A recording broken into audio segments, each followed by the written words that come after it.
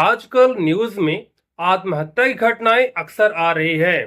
और ये जो आत्महत्या होता है वह डिप्रेशन के मॉडरेट टू सीवियर कंडीशन में ज्यादा होता है। और यदि कोई पेशेंट इस कंडीशन में पहुंचता है तो उसे इस कंडीशन में पहुंचने पर भी काफी समय लगता है।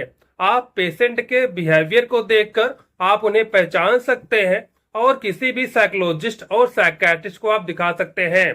डिप्रेशन के पेशेंट के जो सिम्टम्स हैं वो कुछ इस प्रकार से होते हैं। इसमें जो सबसे पहला सिम्टम्स होता है वह होता है persistent sadness of mood. Patient का जो मन होता है वह लगातार उदास रहता है और ये जो उदासी होती है वो 24 घंटे बनी रहती है। यहाँ तक कि अगर कोई हैप्पीनेस वाला मूवमेंट है तो खुशी वाले माहौल में भी पेशेंट को खुशी नहीं मिलती। और यहाँ पर जो उसका दूसरा सिम्टम्स होता है वह होता है loss of pleasure. Loss of pleasure का मतलब है पेशेंट वह काम जो उसे पहले करना अच्छा लगता था, वो कोई भी हॉबीज हो सकती है, अब पेशेंट को वो काम करने में भी अब मजा नहीं आ रहा। अगला सिम्टम्स है फटीग। पेशेंट को बहुत फटीग महसूस होता है।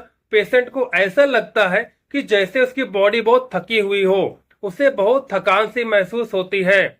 इसके बाद अगला सिम्टम्स है स्लीप। पेशेंट का जो नींद है वह बहुत कम हो जाता है, या पेशेंट को नींद नहीं आता, या पेशेंट सारी सारी रात वो जागते रहते हैं। अगला सिम्टम्स है कंसंट्रेशन। पेशेंट किसी भी चीज पर कंसंट्रेट नहीं कर पाता, वह हमेशा खोया खोया सा रहता है। तो दोस्तों, अगर इस प्रकार के लक्षण किसी के अंदर देखें तो आप उसे अनदेखा ना करें, तुरंत आप किसी साइकोलॉजिस्ट और साइकियाट्रिस्ट को दिखाएं।